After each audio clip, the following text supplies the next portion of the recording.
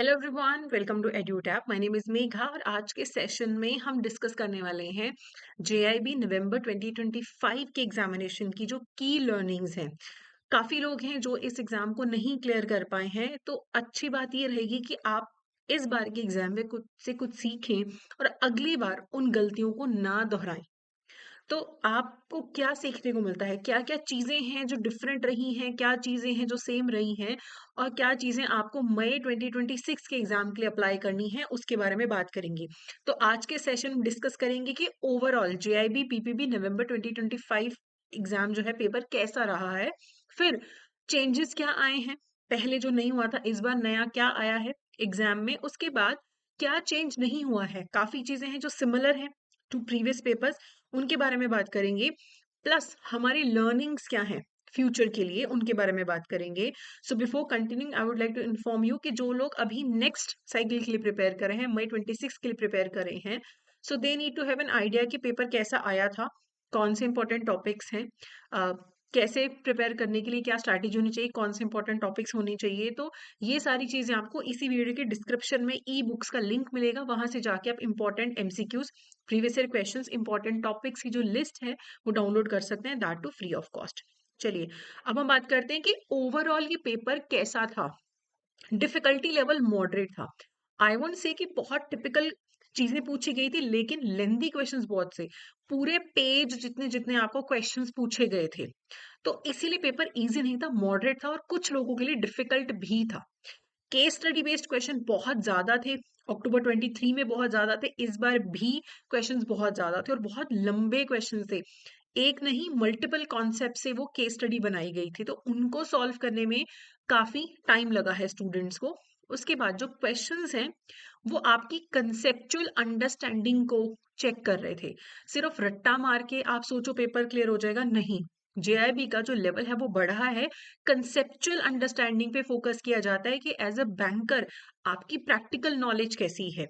Questions ऐसे थे, cross linking थी, कॉज एंड इफेक्ट रिलेशनशिप, ये सारी चीजें वहां पे एग्जिस्ट कर रही थी कि मान लो एक जो टॉपिक है, आ, उस पे आपको सिंगल टॉपिक पे क्वेश्चन नहीं पूछा जा रहा है, एक पॉइंट मॉडके से उठा लिया, एक लियन से उठा लिया, एक सेट ऑफ से उठा लिया।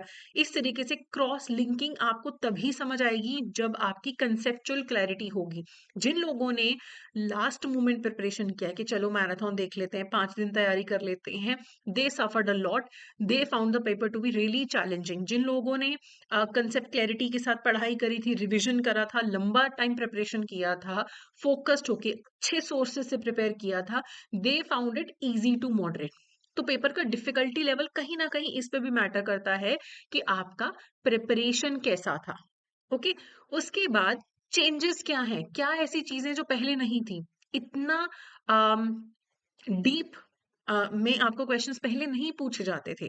ठीक है, ऑब्वियसली कंसेप्चुअल क्लैरिटी पहले भी देखी जाती थी, लेकिन इस बार हमने देखा है कि सिंपल भाषा थी, लेकिन डीप अंडरस्टैंडिंग आपकी देखी जा रही थी। काफी लेंदी केस स्टडीज थी, केस स्टडीज तो पहले भी आती थी, लेकिन बहुत बड़ी बड़ी केस स्टडीज आई गई थी।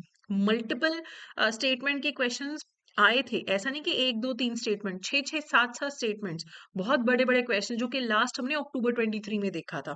ठीक है, डायरेक्ट डेफिनेशंस नहीं पूछ रहे हैं, घुमा के पूछ रहे हैं, सिंपल चीज को घुमा के, सिंपल सी चीज को केस स्टडी बना के पूछ लिया। ठीक है, पिछली बार मई 25 में आपको बहुत ज्यादा न्यूमेरिकल्स थे, 8-10 न्यूमेरिकल्स थे, लेकिन इस बार 2 के अराउंड ही न्यूमेरिकल्स पूछे गए हैं सारी शिफ्ट्स में। और ऐसा भी कुछ स्टूडेंट्स का मानना है कि first shift was easier as compared to the second and third shift. तो ये एक, आई एम नॉट श्योर, क्योंकि अब मैं एक शिफ्ट दे रही हूँ, आप सेकंड शिफ्ट दे रहे हो, we can not compare, but still this was this common thing कि सेकंड शिफ्ट वालों ने स्पेशली दे सेट के paper was a bit difficult, topics were same but it was a bit difficult. ठीक है, उसके बाद क्या चेंज नहीं हुआ है, अब भी पीपीबी में मॉड्यूल ए और मॉड्यूल बी जो है वो सबसे इंपॉर्टेंट है। अभी भी 70% जो पेपर है इन्हीं मॉड्यूल्स में से आता है। टाइप्स ऑफ क्वेश्चंस की बात करें, देखो वही case study based question, single statement question, fill in the blanks वाले क्वेश्चन, मल्टी स्टेटमेंट क्वेश्चन जो आपको पूछे गए, इवन मैच द फॉलोइंग, ये इसमें कुछ नया नहीं है कि कुछ नए ही तरीके से पूछ लिए। हाँ, कंसेप्चुअल अंडरस्टैंडिंग, केस स्टडीज बड़े बड़े पूछना, that is one thing, but type same ही है अभी भी। अभी भी जो पेपर है आपका आईआईबीएफ की मैक्मिलन की जो बुक है, स्टैंडर्ड बुक्स हैं, उन्हीं में से पेपर बनाया जाता है। Although I want to add this कि जो आपकी बुक्स हैं उनमें जो डेटा है थोड़ा पुराना हो गया है, तो डेटा आपको अपडेट करना पड़ता है, आरबीआई की सर्कुलर्स वगैरह आपको पढ़ने पड़ते हैं। So they expect you to कि अगर पीएसएल बुक में पुराना है तो प्रायोरिटी सेक्टर लेंडिंग आपने सर्कुलर से नया कर लिया होगा, एमएसएमई आपने नया पढ़ लिया होगा, फ्रेश पढ़ लिया होगा। तो ये चीज आपको जरूर देखनी है, लेकिन अभी भी जो बुक है that is the main source. ठीक है, और 95% पेपर अभी भी वहीं से आ रहा है। डिफिकल्टी लेवल पहले भी फ्लक्चुएट होती रही है, अभी भी फ्लक्चुएट होती है। मई 23 का पेपर इजी था, अक्टूबर 23 डिफिकल्ट था, देन मई 24 वाज इजी। ठीक है, उसके बाद फिर अक्टूबर वाला भी थोड़ा इजी था, मई 25 थोड़ा सा डिफिकल्ट हुआ, ये थोड़ा सा मॉडरेट। तो ऐसा नहीं कि बस स्ट्रेट लाइन हर बार सेम लेवल के पेपर आ रहा है, ऊपर नीचे, कभी डिफिकल्ट कभी इजी कभी डिफिकल्ट, वो भी इस बार हुआ है। इस बार मॉडरेट है पेपर। ठीक है, तो आपको ये चीज ध्यान रखना है कि इस बार मॉडरेट है, हो सकता है अगली बार मॉडरेट हो, अगली बार बहुत इजी आ जाए, अगली बार बहुत डिफिकल्ट आ जाए, बट ऑल्सो आपकी प्रिपरेशन कैसी है उस पर भी डिपेंड करता है कि आपको पेपर कैसा लगेगा।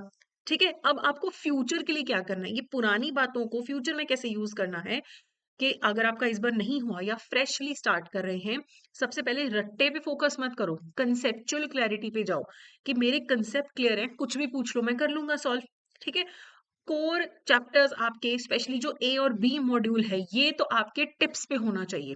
ठीक है, जब भी पढ़ाई करें अभी से, हर रोज आपने पढ़ाई करी एमसीक्यूज, पढ़ाई करी एमसीक्यूज, ये बहुत जरूरी है। हम कई बार क्या करते हैं, हमारा कंसेप्चुअल अंडरस्टैंडिंग भी हो जाता है, लेकिन हम कभी प्रैक्टिस ही नहीं करते, बड़े बड़े क्वेश्चन सॉल्व करना प्रैक्टिस ही नहीं करते, फिर दिक्कत आती है, 2 घंटे में पेपर नहीं सॉल्व होता। केस स्टडीज प्रैक्टिस करो, इसके लिए हमारा एक नया सीरीज शुरू हो रहा है, पीपीबी केस फाइल्स करके एक नया सीरीज शुरू हो रहा है, हफ्ते में एक आपका सेशन होगा जिसमें सिर्फ केस स्टडीज करवाई जाएंगी, तो दैट वुड बी बेनिफिशियल। ठीक है, न्यूमेरिकल इग्नोर मत करो। क्यों मैं बोल रही हूँ, आप बोल रहे हो मैम आए तो 2 ही थे, पिछली बार 7-8 भी तो आए थे ना मई में।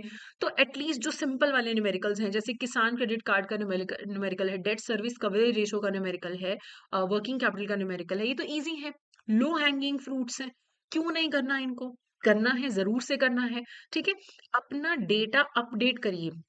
अब देखो जो आपका मई 2026 में पेपर होने वाला है ना, तो 30 दिसंबर 31 दिसंबर 2025 तक का आपका डेटा अपडेट होना चाहिए। तो पुराना डेटा से पढ़ोगे तो क्वेश्चंस गलत करके आ जाओगे। ठीक है, कि लिमिट भी 25 हो गई, आप 20 वाली पढ़ के जा रहे हो, तो ये एक बहुत इंपॉर्टेंट फैक्टर है। ठीक है, उसके बाद अर्ली स्टार्ट करो।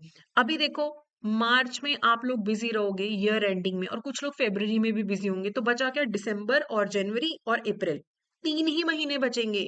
और 2 महीने तो आप इतना ज्यादा बिजी होंगे ईयर क्लोजिंग के चक्कर में, तो पढ़ाई तो होगी नहीं। तो ये चीजों को एडवांस में सोच के चलिए कि भाई मेरे पास 3 महीने होंगे, 15-20 दिन तो मैं रिवीजन भी करूंगा, कभी बर्थडे कोई बीमार हो गया, एनिवर्सरी, तो आपके पास बहुत कम टाइम बचता है। तो एडवांस में अर्ली प्रिपेयर करिए। ठीक है, और अच्छे से अभी से प्रिपेयर करिए। Again I am telling you, जो लास्ट मोमेंट पे फोकस करते हैं ना पढ़ाई पे, सक्सेस रेट कम हो जाता है। ठीक है, तो अभी मई 2026 का जो पेपर है आपके लिए इजी कैसे हो सकता है। ठीक है, अभी से आपको अपना प्रिपरेशन बहुत अच्छा करना पड़ेगा। तो देखिए, एक तो रास्ता है सेल्फ प्रिपरेशन करने का, और दूसरा रास्ता आपके पास है कि आप एडुटैप की किसी कोर्स की मदद ले सकते हैं। तो इस टाइम पे I would recommend the master course. तो एडुटैप की वेबसाइट पे जाइए, कोर्सेज में जेआईबी कोर्सेज पे जाइए। अगर आपको सारे सब्जेक्ट्स का कोर्स चाहिए तो कॉम्बो पे क्लिक करेंगे, यहाँ पे आएगा जेआईबी कंप्लीट मास्टर कोर्स। इसमें आपको live classes before the exam मिलेंगी। मई में जो एग्जाम है, तो अप्रैल मई में आपको लाइव क्लासेस मिलेंगी एग्जाम से बिल्कुल जस्ट पहले। सारा अभी जो सिलेबस है रिकॉर्डेड फॉर्म में आपको सारी वीडियोस डिटेल में मिलेंगी। ओके, उसके बाद नोट्स हैं डाउनलोडेबल, टेस्ट सीरीज है, चैप्टर वाइज एमसीक्यूज है, प्रीवियस ईयर क्वेश्चंस हैं। तो ये मास्टर कोर्स आपके लिए बहुत बेनिफिशियल होगा। 8 मंथ और 12 मंथ दोनों वैलिडिटी का है आपका ये जो कोर्स है। प्लस एक मेंटर टॉक भी रहता है। अब कई बार क्या होता है कि हम कोई कोर्स खरीद लेते हैं, टीचर कभी मिलता ही नहीं है। हमारे यहाँ पे हर 15 दिन में एक मेंटर टॉक होता है, जिसमें टीचर्स आपको रेगुलरली मिलेंगे। स्ट्रैटेजी में दिक्कत आ रही है, कोई कॉन्सेप्ट में दिक्कत आ रही है, टीचर्स आपको मिलके सब कुछ एक्सप्लेन करेंगे।